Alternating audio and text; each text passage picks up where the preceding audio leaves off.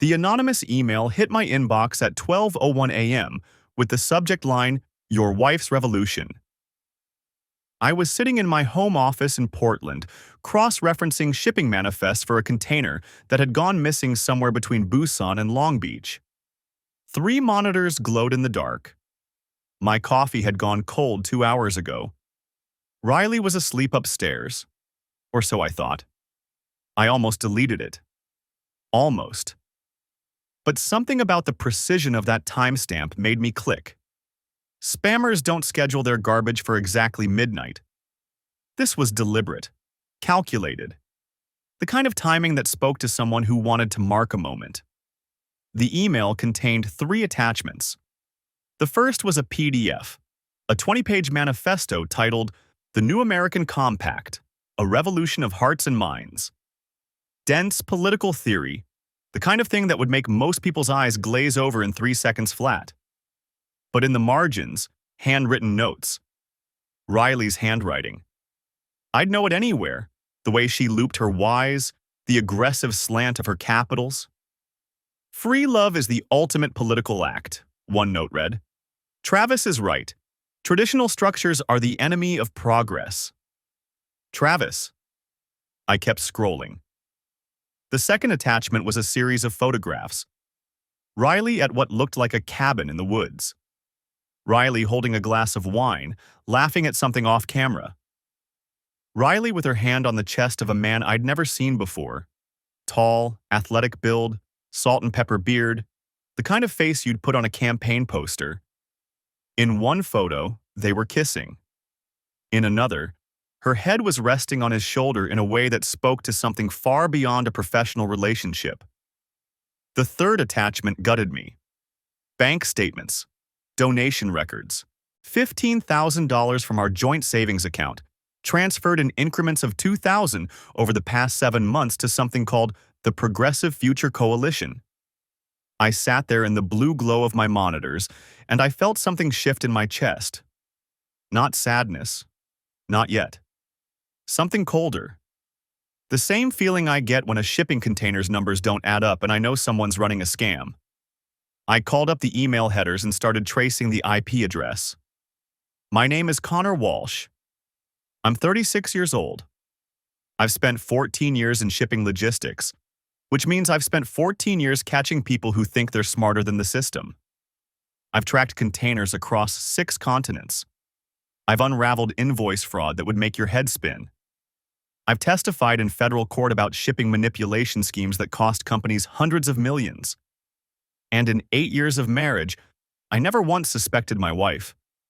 Riley and I met at a fundraiser for an environmental nonprofit. She was 25, fierce, passionate about everything. Grant writer by trade, activist by temperament. She'd talk about systemic change and grassroots organizing while I talked about container waits and port delays. We shouldn't have worked, but somehow we did. Or I thought we did. We have a daughter, Emma. 8 years old with her mother's dark hair and my stubborn streak. She's the reason I didn't throw my laptop across the room that night. The reason I didn't march upstairs and demand answers. Emma was sleeping down the hall. Whatever came next, she wasn't going to wake up to her parents screaming. Instead, I did what I do best. I followed the money.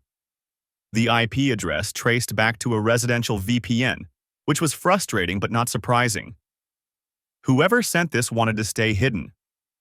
But the donation records, those were real. I logged into our bank account and confirmed every transfer. 7 payments, each one listed as a charitable donation, each one made when I was traveling for work. The first transfer happened 8 months ago. May 14th. I pulled up my calendar. That weekend, I was in Singapore, negotiating port fees for a container ship that had missed its window by 72 hours. The pattern was unmistakable. Every time I left town, money disappeared. The Progressive Future Coalition had a website. Slick, professional, mission statement about empowering everyday Americans to reclaim their democracy. A board of directors that included community organizers, university professors, and one name I actually recognized, Senator Patricia Flynn, Oregon's senior senator, running for re-election in a race that every poll called a toss-up. I dug deeper. The coalition's 990 forms were public record. I pulled up their financial disclosures and found exactly what I expected to find. Carefully constructed vagueness. Program expenses that didn't quite add up. Administrative costs that seemed impossibly low. Vendor payments to companies that barely existed. I'd seen this pattern before, in shipping. Shell companies layered on top of shell companies, each one just real enough to pass a casual inspection. But the invoices always had tells. Addresses that mapped to empty lots, phone numbers that rang to voicemail, email domains registered 3 days before the first payment. The Progressive Future Coalition wasn't a nonprofit. It was a washing machine. At 3:47 a.m., I found Travis. Travis Kent, 38 years old. Political organizer with a resume that read like a liberal fantasy. Greenpeace, Sierra Club, 3 different Senate campaigns. Currently serving as strategic director for the Progressive Future Coalition and as the unofficial campaign coordinator for Senator Flynn's re-election effort. His social media was carefully curated. Passionate posts about climate justice and economic inequality. Photos from rallies and town halls. A headshot that matched the man in the cabin photos, give or take a few years and a beard trim. I dug into his background. Undergraduate at Berkeley, master's in public policy from Georgetown. Worked his way up through nonprofit organizations, always moving, always networking. His LinkedIn endorsements read like a who's who of progressive politics. But there were gaps. 3 months in 2019 where his employment history went dark. 6 months in 2021 with no social media posts. Time periods that, when I cross-referenced with news archives, coincided with investigations into nonprofit fraud in Seattle and Phoenix. Nothing ever stuck. No charges filed. No convictions. Just whispers and coincidences, and a man who always seemed to land on his feet. I pulled court records from both cities. Found depositions mentioning a strategic consultant who'd helped organizations with donor cultivation. Found complaints from women who'd made large donations and later claimed they'd been misled. Found a pattern that looked exactly like what I was seeing now. Travis Kent wasn't just a cheater. He was a serial predator with a decade-long track record. And somehow, he'd always escape consequences. Until now. I saved everything. Screenshots, PDFs, database exports. I created a folder on an encrypted drive and named it Insurance. Then I sat back and made a decision. I wasn't going to confront Riley. Not yet. Not until I understood exactly what I was looking at. The next morning was a Saturday. Riley made pancakes for Emma while I pretended to read the newspaper. Every time she laughed, every time she touched my shoulder as she passed, I felt that cold thing in my chest tighten. "You okay?" she asked, sliding a plate in front of me. "You look tired." "Rough night. Couldn't sleep." "You work too hard." She kissed my forehead. Her lips were warm. She smelled like the vanilla shampoo she'd used for as long as I'd known her. "You should take some time off." "Maybe after the election," I said. "Things are crazy at work." She nodded, and something flickered across her face. Relief, maybe? Or guilt. It was gone too fast to identify. "I might have to go to Seattle next weekend," she said, pouring syrup for Emma. "There's a grant workshop. 2 days, nothing major." "Sure," I kept my voice even. "Whatever you need." "You're sure that's fine? I hate leaving you alone with Emma on short notice." "Riley, we'll survive. We always do." Emma looked up from her pancakes. "Can I come?" "Not this time, sweetheart." Riley ruffled her hair. "But Daddy will be here. You can have a movie marathon." Emma cheered. Riley smiled. And I sat there cataloging lies. After breakfast, I took Emma to the park while Riley stayed home to catch up on emails. I pushed her on the swings and watched her laugh, and I thought about all the things I was going to have to protect her from in the coming months. Daddy, why are you sad? I stopped the swing. I'm not sad, honey. You look sad. Your face is doing the thing. What thing? She scrunched up her features. This thing. Like when you're worried about something. 8 years old and she already knew my tells. I'm just thinking about work stuff. Nothing for you to worry about. Promise? Promise. She accepted that, the way kids do. I wished I could be that trusting again. Monday morning, I called in sick to work. For the first time in 6 years, I told my supervisor I needed a personal day. Walsh, you've got 3 weeks of unused vacation, he said. Take all the time you need. Then I drove to the Progressive Future Coalition's registered address, a commercial building in southeast Portland, sandwiched between a yoga studio and a vegan bakery. The kind of neighborhood where everyone has a cause and nobody suspects the cause might be a con. The office was small. Reception area with posters about voting rights. A young woman at the front desk who looked barely old enough to graduate college. Hi there, she stood up, all bright-eyed enthusiasm. Can I help you? I hope so. I'd prepared for this. My name's David Becker. I'm a logistics consultant, and I'm interested in volunteering for Senator Flynn's campaign. Someone told me this would be a good place to start. Oh, wonderful! She practically vibrated with excitement. We always need volunteers. Let me see if Travis is available. He handles all our campaign coordination. She disappeared into a back office. I used the 30 seconds alone to scan the room. A whiteboard with county names and numbers, a stack of flyers, a corkboard covered in photographs from various events. And there, in the center of the corkboard, a photo of Riley standing next to Travis Kent. She was holding a clipboard. He had his arm around her shoulders. The caption read, "Our amazing grant team." I pulled out my phone and snapped a picture. Added it to the insurance folder. Mr. Becker? I turned. Travis Kent walked toward me with his hand extended, and up close, he was exactly what I expected. Charismatic, confident. The kind of guy who'd call you brother within 5 minutes of meeting you and make it sound genuine. But there was something calculating behind his eyes, something that reminded me of the shipping executives who'd tell you they were doing you a favor while they picked your pocket. Travis Kent, great to meet you. His handshake was firm, just a little too firm, the kind of grip that's supposed to establish dominance. David Becker, likewise. Rachel says you're interested in volunteering? I am. Though I'll be honest, I'm more interested in the logistical side. I work in shipping, so I understand supply chains, distribution networks. I figured there might be a way to help with material distribution, that kind of thing. His eyes sharpened. Just slightly. Just enough for me to notice. Shipping, huh? What company?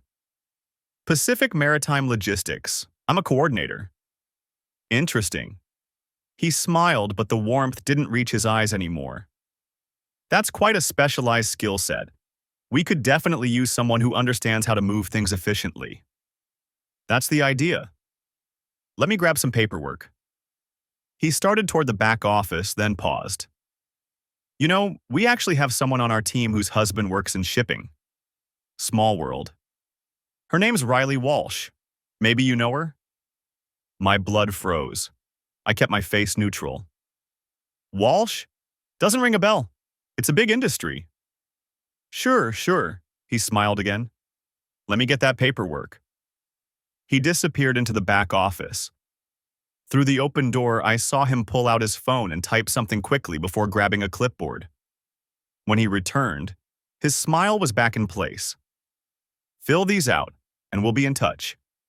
Fair warning, background check takes a few days. Standard procedure for campaign work. No problem, I took the clipboard. I've got nothing to hide. Good, neither do we.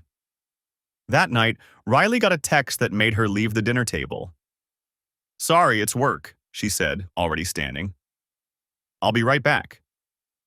I watched her step onto the back porch, her phone pressed to her ear, her free hand gesturing animatedly. Through the glass, I could see her face, tense, worried, nothing like the calm professional she usually projected. Emma was busy cutting her chicken into perfectly even pieces, a habit she'd picked up from me. Mom's always on the phone now. She's got a lot of projects going on. I guess, Emma frowned. She used to play board games with me. Now she just says she's tired. Things will calm down after the election. Promise? I hated making promises I wasn't sure I could keep. I hope so, sweetheart. When Riley came back, she was pale. Everything okay? Fine. Grant deadline moved up. I might have to go to Seattle earlier than planned. How much earlier?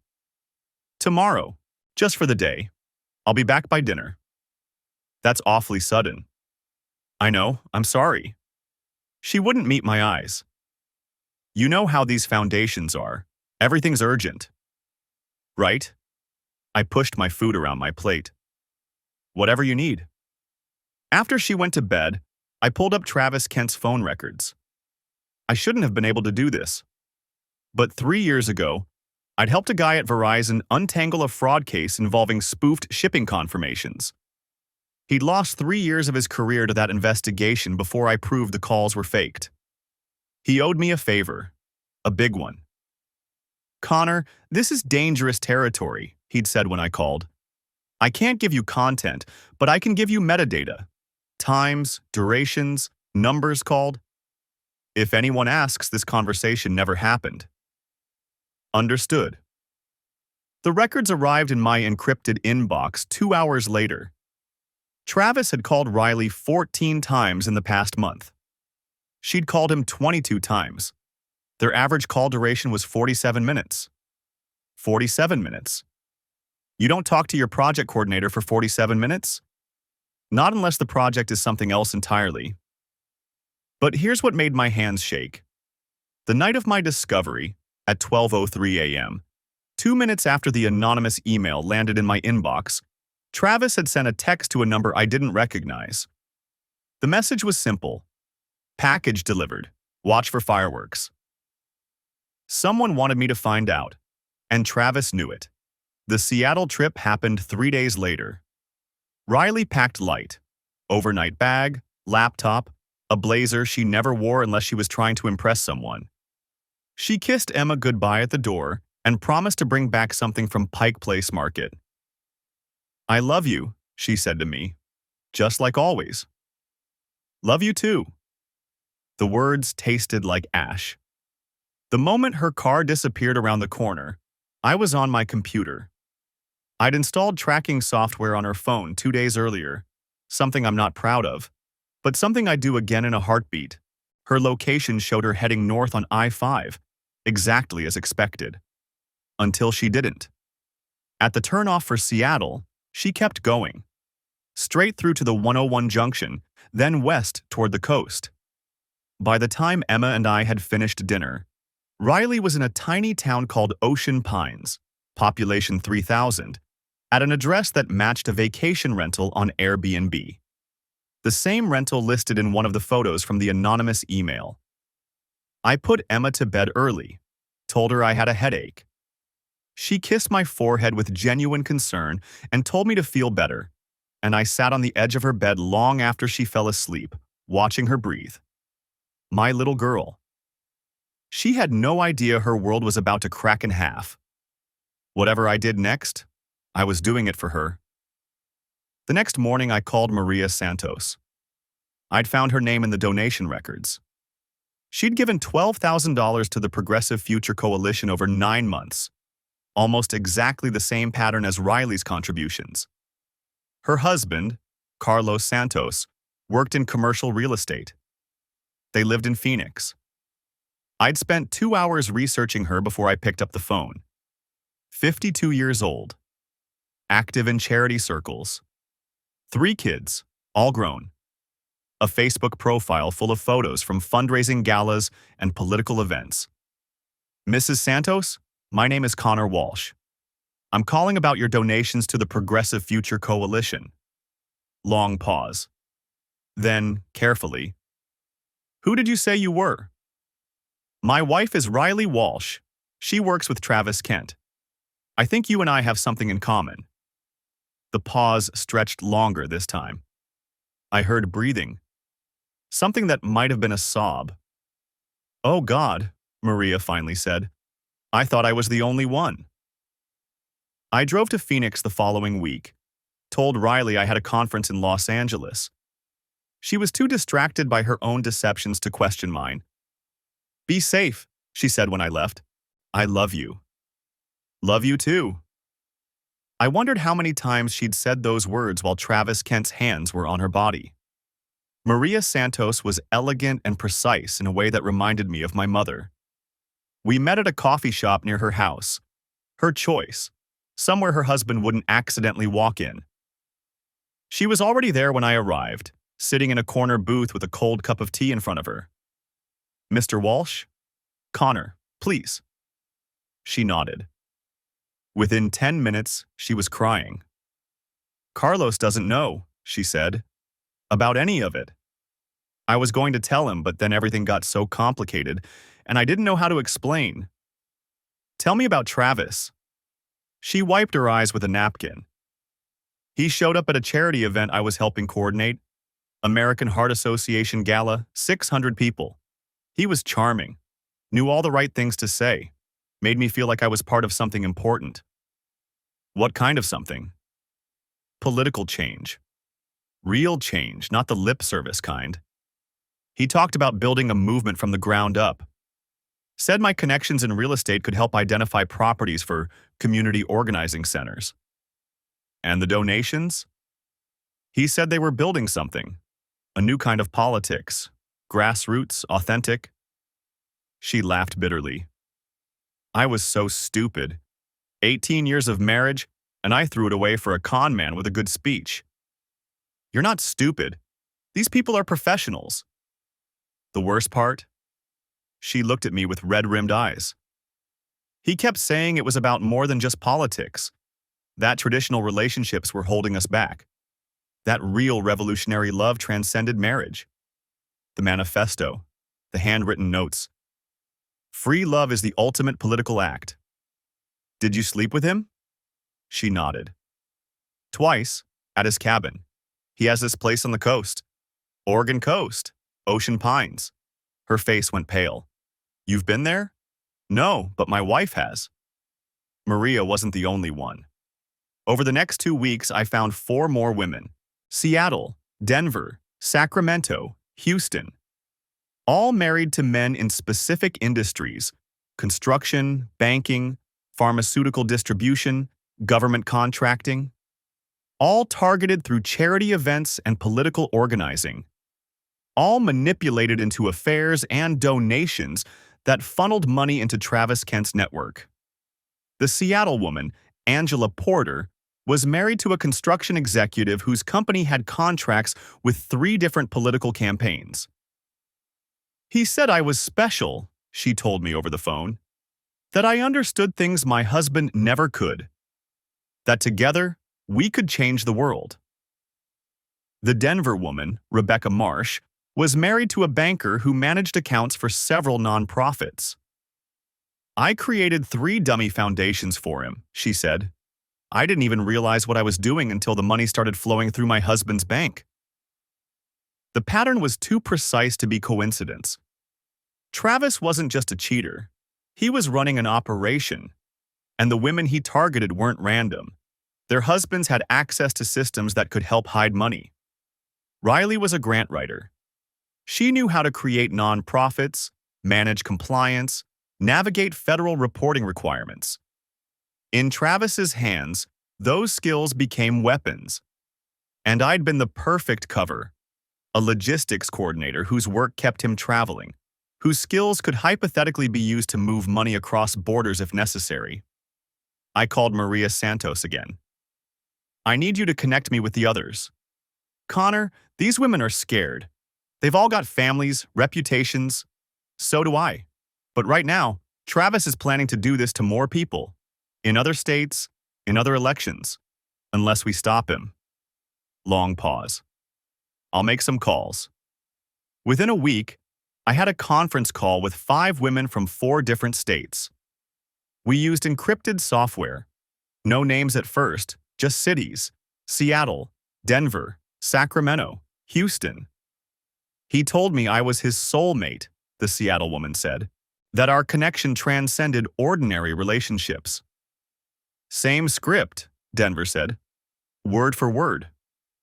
He even used the same cabin, Sacramento added. I saw photos on his phone once, recognized the bedroom. The bedroom? Houston's voice cracked. You mean the one with the blue quilt and the wooden headboard?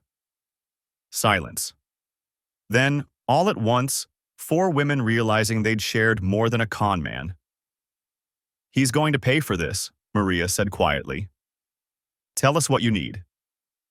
I built a timeline, a map, a database of every connection I could find. And slowly, the picture came into focus.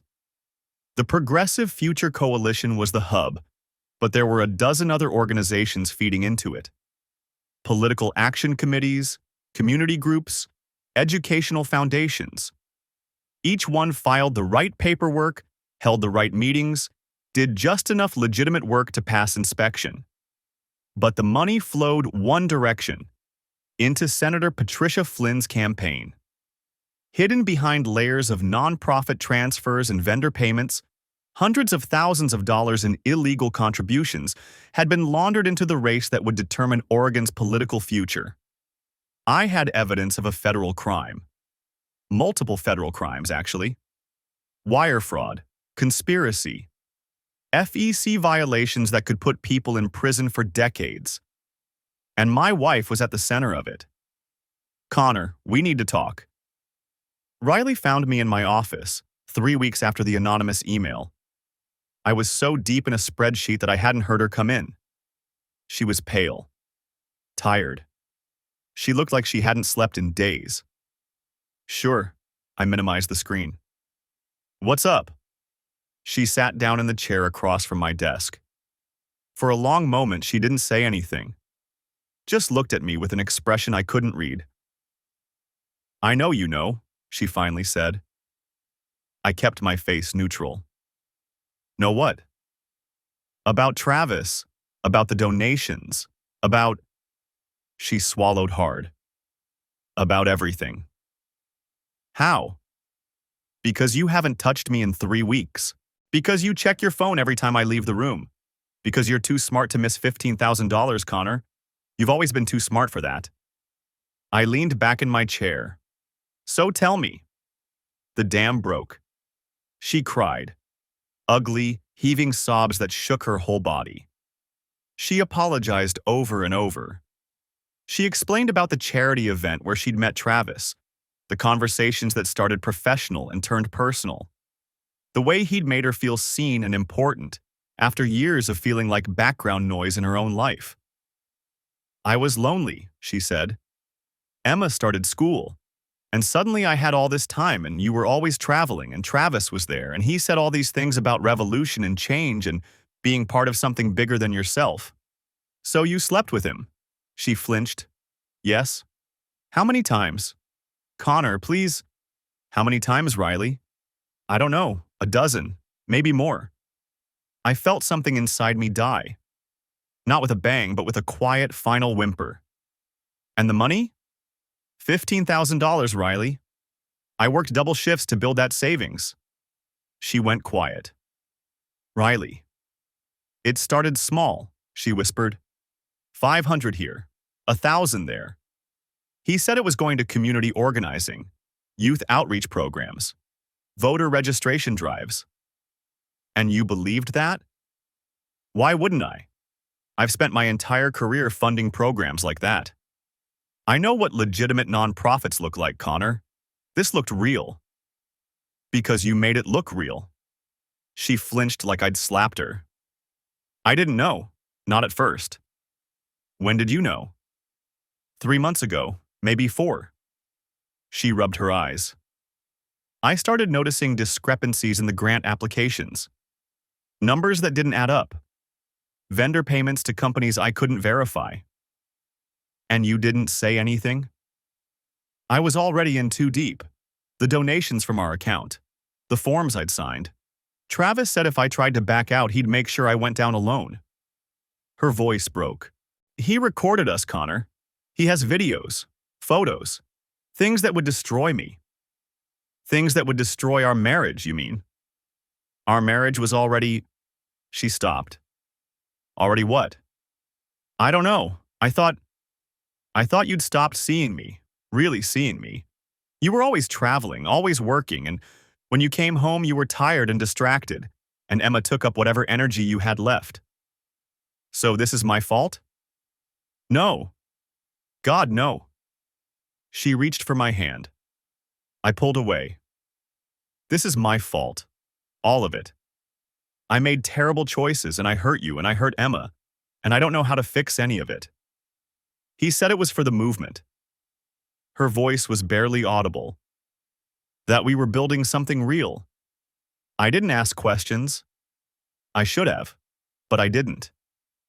You created non-profit organizations. You wrote grant applications for shell companies. You helped launder money into a federal election. She looked up, startled. How do you… Because I'm good at my job, Riley. And you just admitted to multiple felonies. The color drained from her face.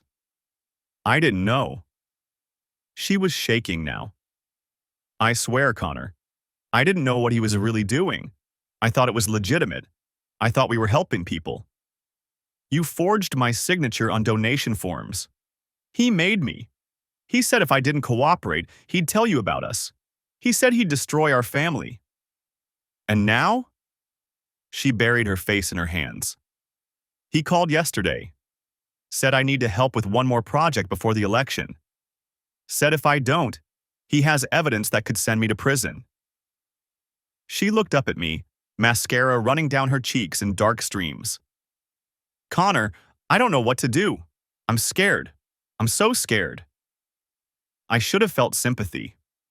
Maybe I did, somewhere beneath the anger and the betrayal and the cold calculation that had taken over my brain.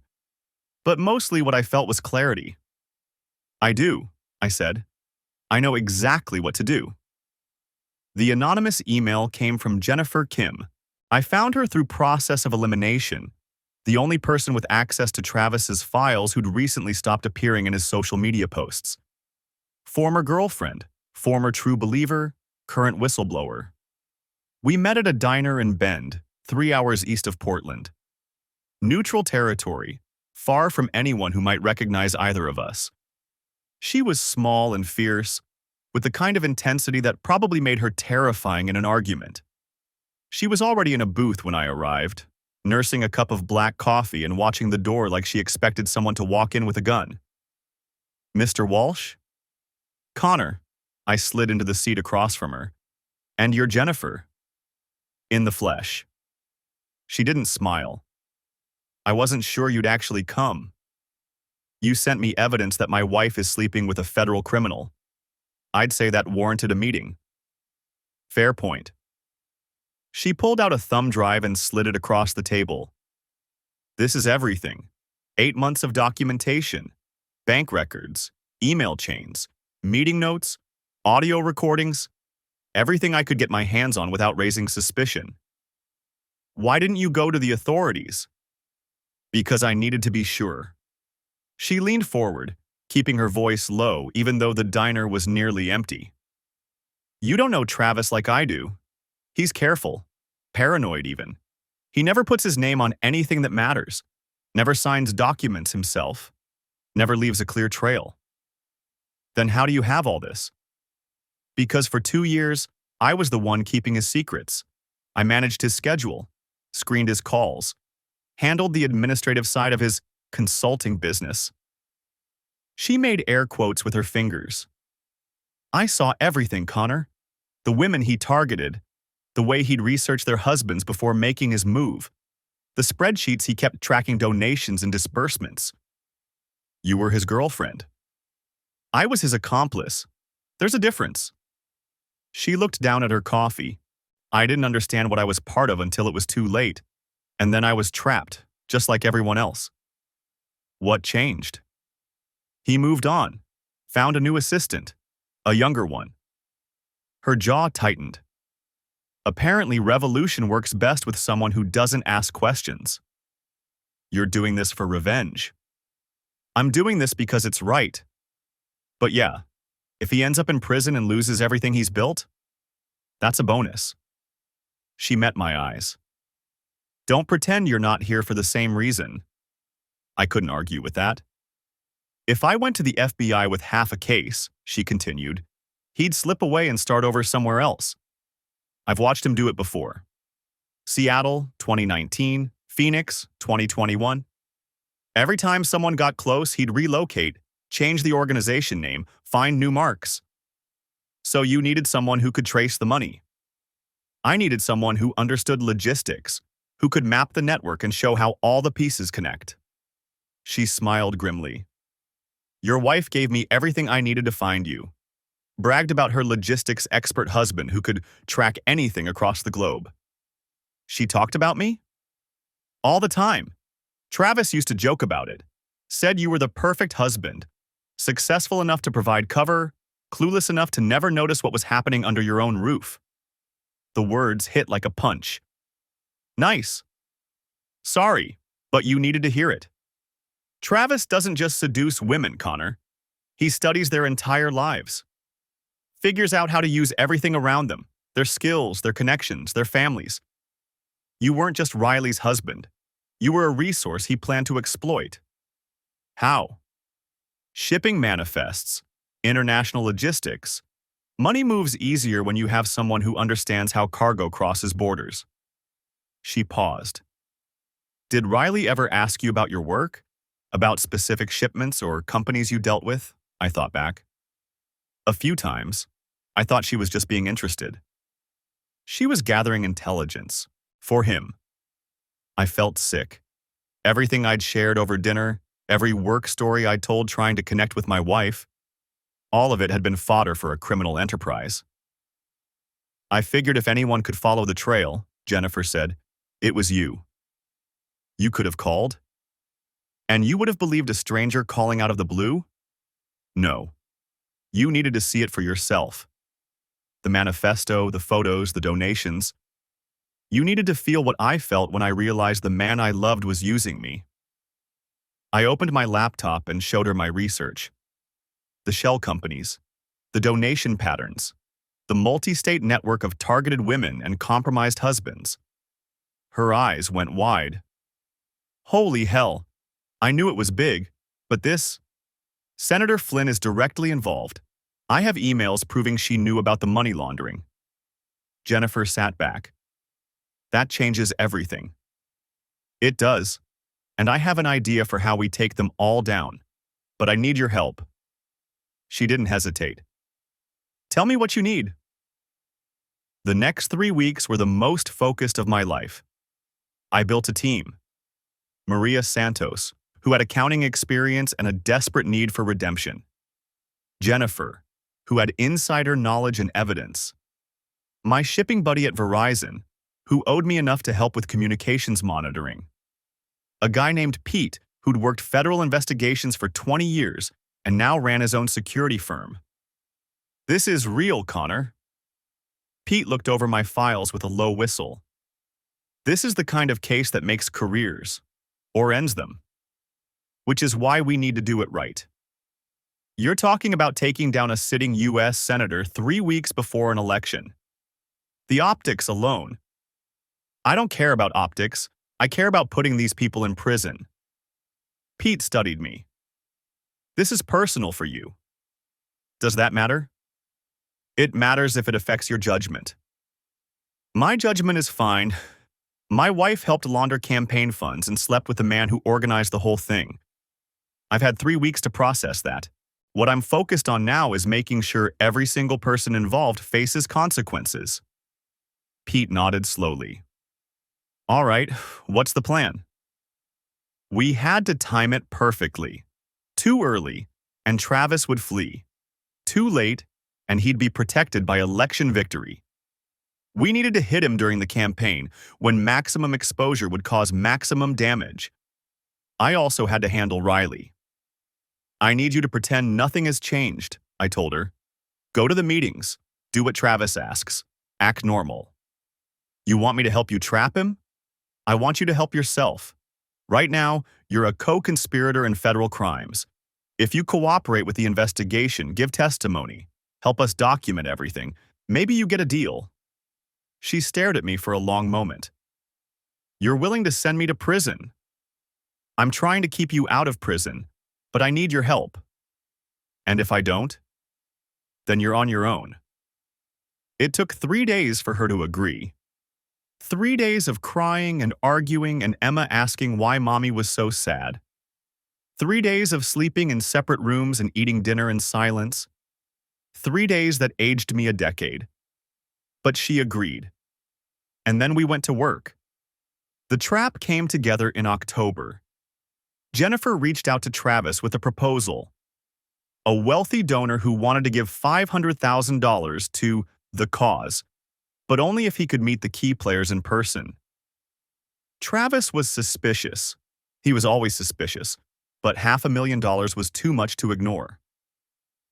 He's asking questions, Jennifer reported during one of our planning calls. Wants to know where the money's coming from, whether Henderson has political connections that could complicate things. Henderson was our fake donor, undercover agent Marcus Williams, who'd spent 6 years in white-collar crime before transferring to political corruption. He looked like money, talked like money, had a backstory so detailed it would hold up under anything short of a full background investigation. Tell him Henderson's clean, I said. Old tech money, no prior political involvement, just a rich guy who wants to make a difference. Travis will check. We know. The FBI set up a shell company, fake LinkedIn, business registrations going back 5 years. If he digs, he'll find exactly what he expects to find. And if he digs deeper, then we deal with it. I paused. Jennifer, if you're having second thoughts, I'm not. Her voice was steel. I want to watch his face when the handcuffs go on. He's taking the meeting, Jennifer called to tell me 3 days later. October 15th, downtown Portland. He's bringing Flynn. The senator herself? For $500,000 she'd meet in a dumpster. We set up the sting at a downtown Portland hotel. Conference room on the 3rd floor. Neutral territory, the kind of space wealthy donors used for discreet meetings. Hidden cameras in the ceiling fixtures. Microphones in the table's built-in conference system. FBI agents in plain clothes throughout the building. The night before, I barely slept. Kept running through scenarios. What if Travis smelled a trap? What if Flynn refused to say anything incriminating? What if something went wrong and they walked away clean? Pete called at midnight. You ready for this? No. Good. Means you're taking it seriously. He paused. Connor, whatever happens tomorrow, you did good work here. This case is solid. Even if they don't take the bait, we've got enough to make their lives very uncomfortable. I don't want uncomfortable. I want prison. So do I. Get some sleep. You'll need it. I had FBI contacts through Pete. 2 agents who'd been building a case on campaign finance violations for years, but never had enough evidence to move. When I showed them what we'd compiled, Agent Williams nearly knocked over his coffee. This is the entire network, he said, scrolling through my database. Do you have any idea what you've done? I traced some shipping containers. You mapped a criminal conspiracy that stretches across 4 states. This is RICO territory. This is career-making stuff. So you'll move on it? Williams looked at his partner, Agent Hendricks. They had a silent conversation that lasted about 3 seconds. We'll need to coordinate with the FEC, Justice Department. This is above our pay grade by about 6 levels. But you'll move. Mr. Walsh, if this evidence holds up, we'll move like you've never seen. But I need you to understand something. Once this starts, there's no stopping it. Your wife, the other women, they're all going to be caught up in this. I know. And you're okay with that? My wife made her choices. I'm making mine. October 15th. I watched from a surveillance van parked across the street from the hotel. 3 monitors showed feeds from cameras we'd placed in the conference room. FBI agents in plain clothes sat at the bar, in the lobby, at tables in the restaurant. Travis arrived at 11:47 a.m. in a gray suit that probably cost more than my car payment. Senator Flynn arrived 12 minutes later, flanked by 2 aides who looked nervous enough to bolt at any moment. Our fake donor, an undercover agent named Marcus, was already waiting. "Senator, thank you for coming," Travis said as they sat down. "I know this is unusual, but Mr. Henderson's support could make a real difference in these final weeks." Flynn nodded. She was smaller in person than she looked on television, but there was a hardness in her eyes that cameras didn't capture. This was a woman who'd clawed her way to power and wasn't about to let anything threaten it. "Mr. Henderson, thank you for your generosity, though I must say, I'm curious why you insisted on meeting in person." Marcus smiled the easy smile of someone who'd done this 100 times. "Because I want to understand exactly where my money is going. The coalition's work is impressive, but I want assurance that my contribution will be properly directed." Travis and Flynn exchanged a look. This was the moment. Either they'd take the bait or walk away. "We have a very effective system," Travis said carefully. "Multiple channels that ensure maximum impact while maintaining appropriate legal distance from the campaign." Meaning? Meaning your $500,000 will reach its intended purpose without creating any awkward paper trails. Flynn leaned forward. "I want to be clear, Mr. Henderson. I have no direct involvement with the coalition's finances. I simply support their broader mission." "Of course," Marcus nodded. "Plausible deniability. I respect that. But Travis, I'll need to see the pathway before I write any checks. Names, accounts, the full structure." Travis hesitated. In the van, I held my breath. He looked at Flynn. She gave him an almost imperceptible nod. "All right." He pulled out his laptop. "Let me show you how it works."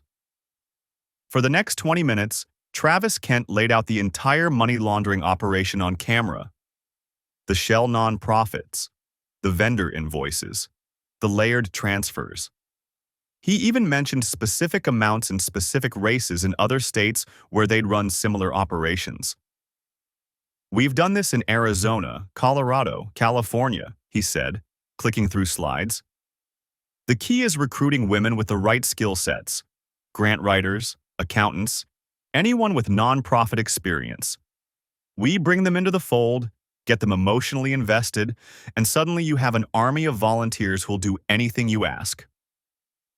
Senator Flynn sat there the whole time, nodding and occasionally adding details.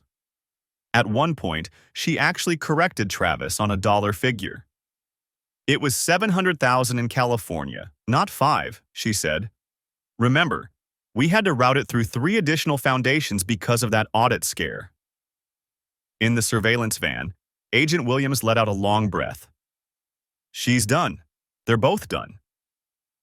When Travis finished his presentation, Marcus smiled. "That's very impressive. But I want to understand the personnel side too. Who are your key operatives?" "Mostly women we've cultivated through grassroots organizing." Travis leaned back, proud of himself. "We identify targets whose husbands work in useful industries, banking, shipping, real estate. Then we bring them into the fold, make them feel like they're part of something revolutionary." "And they help move the money?" "They help legitimize it, create the paperwork, manage the compliance. Most of them don't even know what they're really doing." He laughed. "Love is a powerful motivator. You'd be amazed what people will do when they think they're in love." In the surveillance van, I watched my wife's face on one of the secondary monitors.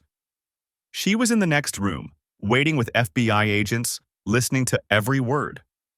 The color had drained from her cheeks. "Very impressive, Mr. Kent." Marcus stood up. "I've heard enough," Travis frowned. The contribution? Won't be coming from me. Marcus pulled out his badge. FBI. You're under arrest for wire fraud, conspiracy to commit money laundering, and violations of federal election law. The doors burst open. Agents flooded the room like water through a broken dam. Travis tried to run and got 2 steps before 3 agents tackled him. Senator Flynn sat frozen, her face a mask of shock and fury. "This is entrapment," she screamed. "I want my lawyer. This is a political hit job." Marcus cuffed her himself. "Ma'am, you just spent 20 minutes explaining your criminal conspiracy on camera. Save the speeches for your trial." I watched it all from the van.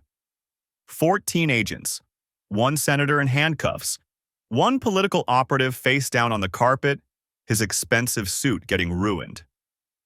"Target Alpha secure," a voice crackled over the radio. "Target Bravo secure. Building is clear." Agent Williams appeared on screen, looking into the camera with a nod. We'd done it. And in the next room, my wife, crying as she realized exactly how badly she'd been played. I went inside after the arrests were processed, found Riley sitting in a conference room with 2 FBI agents and a glass of water she hadn't touched. Her makeup was ruined. Her hands were shaking. "Connor." She stood when I walked in. "Connor, I'm so sorry. I never meant—" "I know. They're saying I could go to prison. Years. They're saying I helped launder money and I didn't even—" She broke down again. I looked at Agent Williams. "Is she being charged?" "That depends on her cooperation level. Right now, we're classifying her as a witness, not a defendant. But that could change." "It won't." I turned to Riley. "You're going to tell them everything. Every meeting, every document, every conversation. You're going to testify, and you're going to help them take down everyone involved." "I will. I swear I will." She grabbed my arm. "Does this mean you forgive me?" I didn't answer. I wasn't sure I knew the answer. "Agent Williams, I assume you have this under control." "Yes, sir. We'll be in touch about next steps." I walked out of the hotel into the October air. My phone was blowing up. Texts from Maria, from Jennifer, from the other women across the country who'd helped make this possible. Victory messages. Congratulations. But I didn't feel victorious. I felt hollow. Somewhere back in that hotel, my wife was confessing to federal agents about her affair with a con man and her role in a multi-state fraud scheme. In a few hours, our faces would be all over the news. Emma would have questions I didn't know how to answer. I'd won. But it didn't feel like winning. The raids happened simultaneously across 4 states. Phoenix, where Maria Santos's testimony led to the arrest of 2 nonprofit directors and the seizure of 3 bank accounts. Seattle, where Angela Porter had flipped and helped bring down a state senator who'd been running a parallel scheme. Denver and Sacramento, where shell companies collapsed like dominoes and accountants scrambled to cut deals. By the end of the day, 12 people were in federal custody.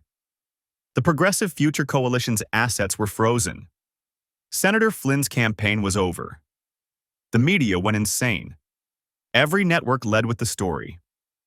Multi-state campaign finance conspiracy uncovered. Senator Flynn arrested in fraud scheme. Grassroots organization revealed as money laundering front. Reporters camped outside our Portland house for 3 days. I kept Emma home from school, watching cartoons in the living room while satellite trucks lined our street. She didn't understand what was happening. I told her there was a big story and our family was part of it, but the details were for grown-ups. Is Mom in trouble? Mom made some mistakes. She's working with the police to fix them. Will she go to jail? I don't think so, but things are going to be different for a while. She accepted that the way kids do, with confusion and trust and a child's faith that adults would somehow make things right. My name didn't appear anywhere in the coverage. Neither did Jennifer's or Maria's or any of the other women who'd helped bring Travis down. We were anonymous sources, and whistleblowers and concerned citizens. That was fine with me. I didn't need credit.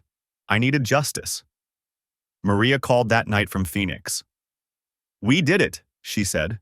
"Connor, we actually did it. We did. Carlos knows now. Everything. I couldn't keep it from him anymore." "How'd he take it?" "Better than I expected.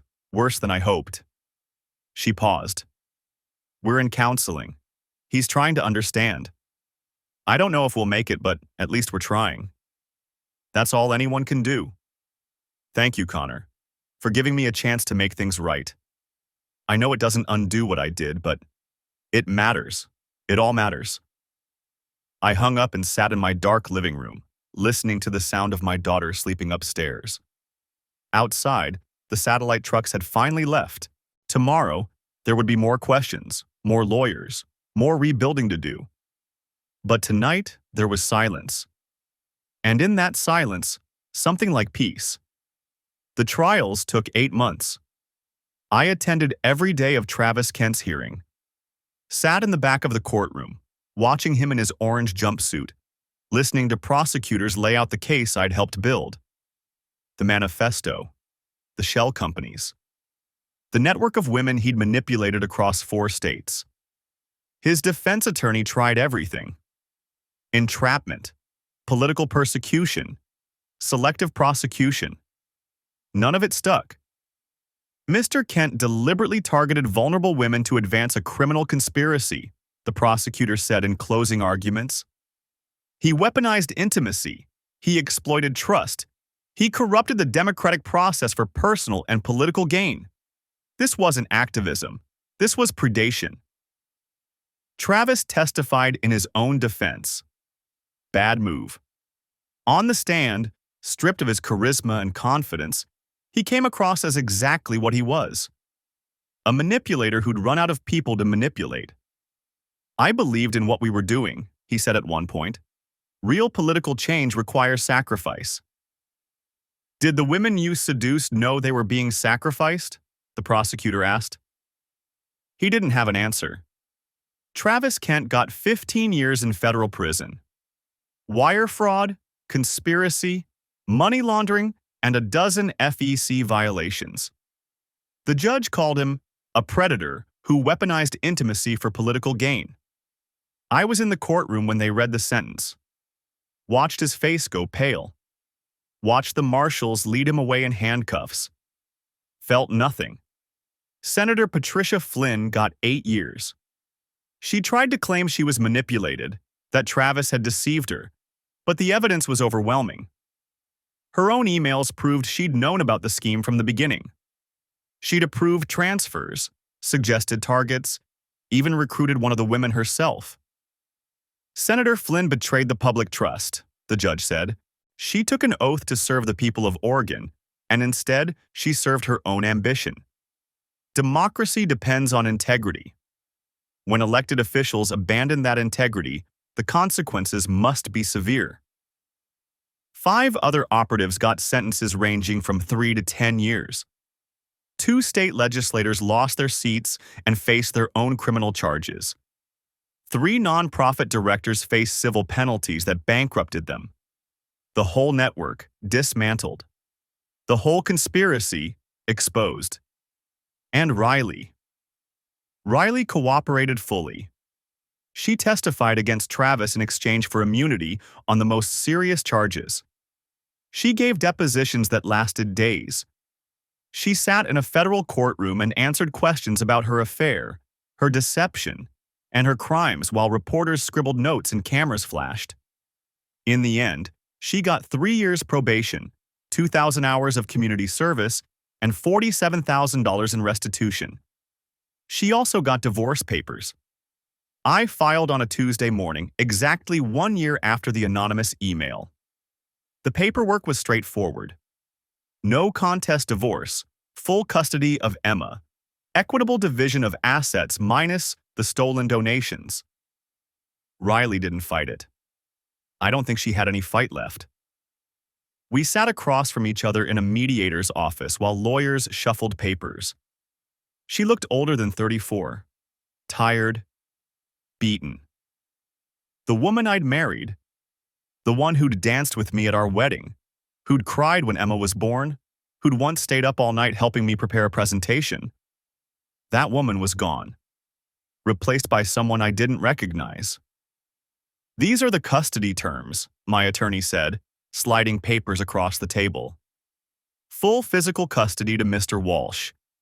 Mrs. Walsh receives supervised visitation every other weekend, pending completion of probation requirements. Riley's attorney leaned in. My client would like to request... I'll sign it, Riley said quietly. Her attorney looked shocked. Riley, we should at least negotiate. I'll sign it. Connor's right. Emma needs stability. I can't give her that right now. The room went quiet. I'd expected a fight, prepared for one. This felt worse somehow. I'm sorry, she said, for maybe the 100th time. I know that doesn't mean anything, but I'm sorry. I know. I was stupid. I was lonely, and I was stupid, and I let him convince me that what we had wasn't enough, that I deserved something more exciting, something that made me feel alive. She laughed bitterly. Turns out feeling alive isn't worth much when you're facing federal charges. You did deserve something more. I signed the custody agreement. Just not what he was selling. What happens now? Now we sign these papers. You do your community service. I take Emma to D.C. I looked at her. And we figure out how to explain to our daughter that her family fell apart because her mother made choices she can never take back. Connor, I'm not saying that to hurt you. I'm saying it because it's true. Emma's going to have questions about us, about what happened, about why we're not together anymore. And I'm going to have to find answers that don't destroy her image of you. Why would you do that, after everything I've done? Because she's 8 years old, Riley. She doesn't need to know her mother slept with a criminal and helped launder campaign funds. She needs to know her parents love her, even if they can't love each other anymore. Riley wiped her eyes. You're a better person than I deserve. Probably, but that's not why I'm doing it. She reached across the table and touched my hand. Will you ever forgive me? I looked at her. The woman I'd loved for 8 years, the mother of my daughter, the person who'd betrayed everything we'd built together for a con man with a manifesto. Maybe, I said. Someday, but not today. The job offer came 3 months later. Federal Election Commission. Senior Investigator, Financial Crimes Division. The letter arrived on official government letterhead, addressed to me personally. Mr. Walsh, your work on the Flynn case has come to our attention. We would like to discuss a potential position within our organization. I called the number at the bottom.